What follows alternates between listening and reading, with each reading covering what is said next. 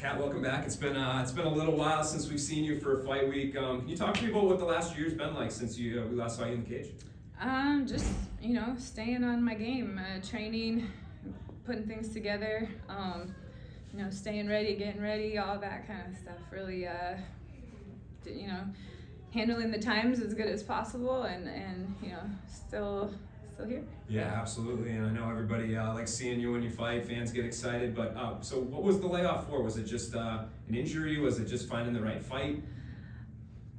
I'll tell you later. Okay. What I did notice is, I put up a post not that long ago just because I wanted to kind of prove a point, right? And it was like, if you knew what was wrong with your opponent, if you heard down the grapevine what was wrong with your opponent, would you attack it or would you avoid it, or what would you do? And every single person, 100 out of 100, said they'd go for it. And if that person has this injury and they, it was that much that it was a wound, or if that was, or that much that it was like that big of a problem, then they shouldn't have taken the fight. So I'll just tell you, I'm good for the fight. Okay, well, we'll talk about it. That makes sense. I mean, the business that you're in, I totally get where you're coming from too. It's about winning, and if I knew what was wrong with my other person, like, I can't tell you I'd be the best person without that. Yeah, either. I mean, you'd be dumb not to, so I totally respect that.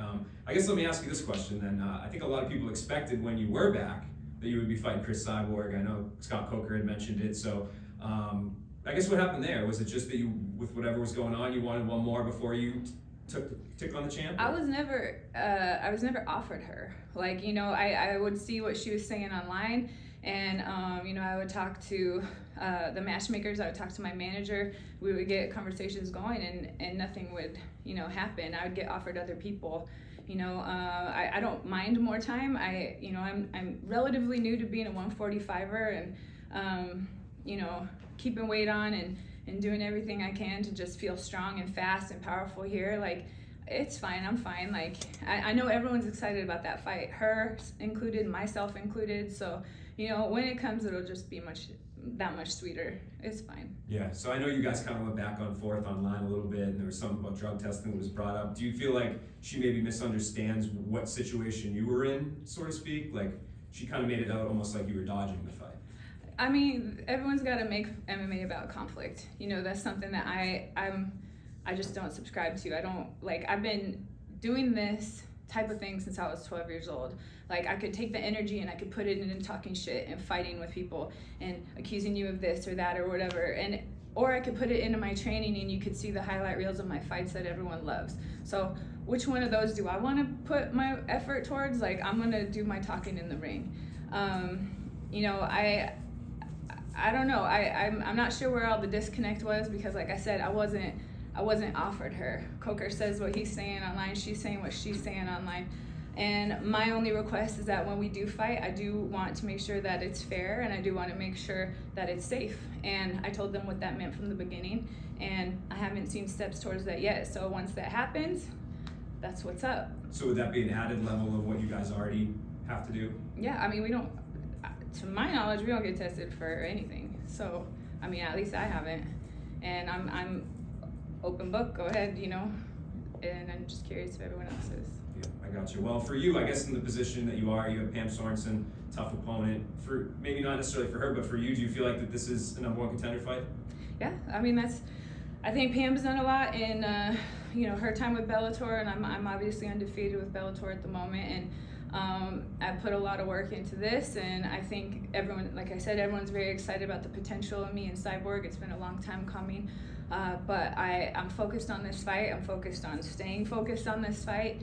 Obviously that's in the horizon one way or the other, and it's been in conversations one way or the other, but it's also been in conversations for the last 10 years and never happened. So the day it comes, it's going to be awesome and it's exciting, and right now I'm focused and ready for Friday night, and that's all that matters. What kind of for her stylistically as an opponent, what do you kind of see as the things that you have to look out for?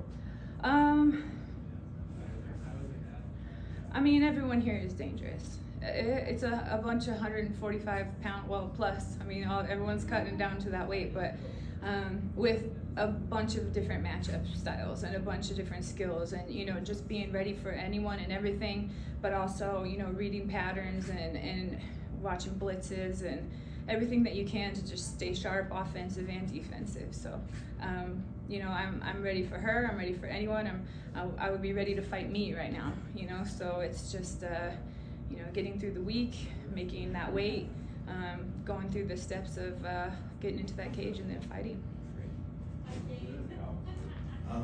Just one question that Arlene Blanco just resigned, and she kind of put it out there that she's going to be the gatekeepers between anyone else and Cyborg. I'm just wondering if you had any thoughts about facing her, or would you prefer to go straight towards Cyborg? What does gatekeeper mean?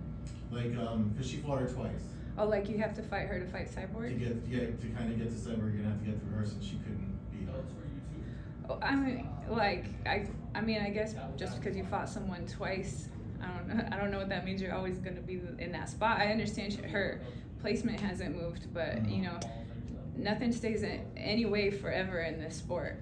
You know, and yeah, I believe her and I were on we were both signed to fight each other last year, but something happened with the visa for her to come to the States, and it was something like a crazy long application process during COVID and whatnot. So, you know, I already know I was ready, she was ready, and I believe we were neck and neck for the 1 and 2 spot. So, I mean, I do expect we will fight. I guarantee we're gonna fight, but I can't really comment on what constitutes a gatekeeper.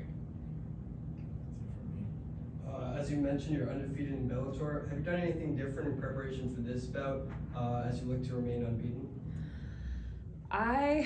Every camp is different. Every single camp of my whole life is different. I was talking to Dominic Cruz before about how every camp is a baptism. Like you go in and you do this, you end up in the water and you come out changed, you know, and then you go into the next fight different. You go into the next fight different. And, you know, within the last 10 years, I can't say I'm the same fighter right now that I was, you know, last fight or the fight before. Like, I'm always trying to improve. I'm always engaged in the possibilities of what I need to work on and what are my superpowers. Like, I build and build and build, and I always try to stay in the realm of being able to do what's unexpected of me. I don't want anyone to try to predict me. I don't want anyone to be able to train from me. So it really just comes down to doing that, honing it in, making sure every practice is not only good but great, and leaving feeling fulfilled with my choices and my coaches and the decisions I make, the people I surround myself with, the way I talk to myself, the way I think. And if I can walk into that cage that night knowing that I don't have any regret on any of those platforms, then I'm good. And we know you have a lot left in the tank as you showcased in your last 2 bouts, but when it's all said and done, how would you like to be remembered most in your MMA career? Doing cool shit. Okay. Yeah, so on my end, just to kind of build off your last answer about self-talk and how that's helped your career. And I saw that you posted something on Twitter kind of saying ways that self-talk has kind of helped you in your career, and kind of made you get to the top where you are now. So can you kind of go a little bit more into how self-talk has kind of in a way helped your career and made you evolve as a fighter? Yeah, I mean, I remember when I first started jiu-jitsu, when I was a white belt, going into practices, and I could wrestle everybody. I was king in there because they all stood perfectly like this, and it was like, oh, I have a shot there, I have a shot there, I have a shot there. And I remember to make other people feel comfortable about going against me, because I did feel I would sometimes feel a weirdness about my own success. Like, I never wanted anyone to think that I am cocky or I'm coming at you and I'm taking for granted what we're doing here and we're learning on each other. I remember I would tell myself, it's okay, I'll take you down, but don't worry, I don't know any submissions. Don't worry, I don't know how to pass. And then I'm not only saying that to them, but I'm saying that to myself. And so when I'm not getting submissions and when I'm not passing, I'm proving me right, and I'm proving me right to them. And if they turn around and they say that about me too, I can't even be mad at them because I said it about me. You know, and I was like, man, I need to stop that. I need to stop making them right. I need to stop making me right. I need to start saying, no, I'm learning and I'm actually getting good at this. And today I'm going to at least do it 3 times, and tomorrow I'm at least keeping this position, and I'm at least going for the kill on these submissions. And then talking about that and setting those goals every day. And like, even if I go in feeling like shit and it's just one of those days where it's like, oh my God, I have to go, it's not like I can't go. Like, my coaches aren't gonna just say, oh, you know what, yeah, don't worry about it, like, I have to go. I'll set my little goals for the day where it's like, okay, I'm just gonna stay on top today, or I'm just gonna, work on breathing, or I'm just gonna, make sure every shot I have is super clean and crisp, or I'm gonna, work on this strike or that strike. And if I don't get any of these other things, it doesn't matter, as long as that one was the one I did right. And finding ways to just pick through little things so I can still be building myself up at all times and all moments, and still find the good in things, and still find what to be grateful for in things. And that keeps adding up, and over time, I mean, that's a lot. It's a lot of stuff, and that's been a struggle and a fight I've always had to have, is with me and myself. Yeah, thank you. Like you said, I mean, like, you apply that to anything in life, so appreciate you opening up with that. Sure. No, I'm sorry. Thank you so much.